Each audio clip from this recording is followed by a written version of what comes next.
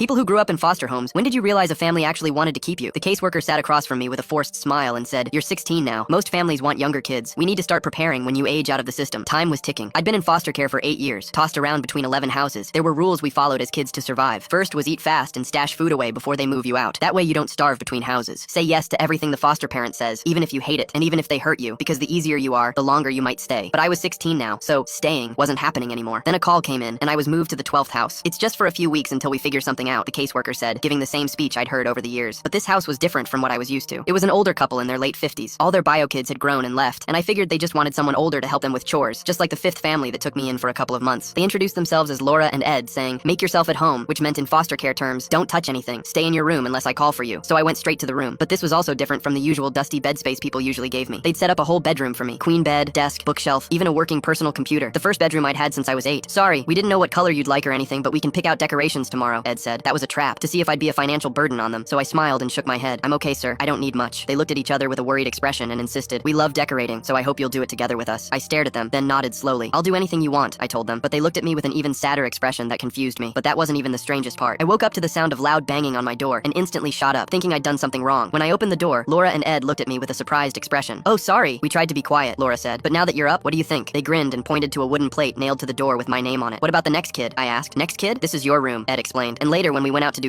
groceries, they refused to let me push the cart for them. "Your job is to grab anything you want." I stared at the box of Lucky Charms, the cereal I used to really love as a kid, and shook my head, picking out the cheapest cereal in the aisle. Laura smiled and grabbed the Lucky Charms. "I really like this one too," she winked. But at home, she never ate them. And we did more weird things throughout the week. They put my school photo on the wall next to their biological kids' photos. They took me out to the mall to buy new clothes instead of passing down old ones. We went to the cinema together and worked on homework and projects together too. And it scared me so much, because the more that we did these happy things, the more I was sure I'd get hurt when I finally had to leave. It was like I wanted them to use me, to treat me coldly, to do everything I'd seen every other foster parent do, but they never did, and it scared me. Then one afternoon, Laura walked in with a broom and tools. "Hey, hope I'm not disrupting your studies, but the IKEA cabinet I bought for your room finally came in." So we worked on it, chatting a bit about school and the new friends I'd made, when she suddenly pointed to the trash bag I had brought with me on day 1. "You should take your clothes out that bag now and organize them into the cabinet," I smiled. "It's okay, Mrs. Laura. It makes it easier to move to the next house if I don't." She pressed her lips together and sat on the bed, patting the spot beside her. I got up and sat beside her, waiting to get yelled at. "Sweetie," she said in the softest, gentlest voice, "there won't be a next house." Then she did the thing that scared me the most. She hugged me and said, "We want to adopt you," and I cried, even arguing for them. "But I age out in 2 years." She shook her head. "No, you turn 18 in 2 years, then 19 the next year, and so on. Families don't age out. Heck, I've had to ask my kids to visit several times, so don't worry," she said, wiping away my tears. "Now help me organize your clothes before Ed gets home." The court date was set for 6 weeks later. They were nervous I'd say no. They kept asking if I was sure, if this was what I wanted, like I was the one who might change my mind. The judge asked me directly if I wanted this. I looked at Laura and Ed holding hands, both of them looking at me with this desperate hope. "Yes," I said with the biggest grin they'd seen. Laura cried when the judge declared it final. Ed's eyes were red too. Last week I finally called them Mom and Dad.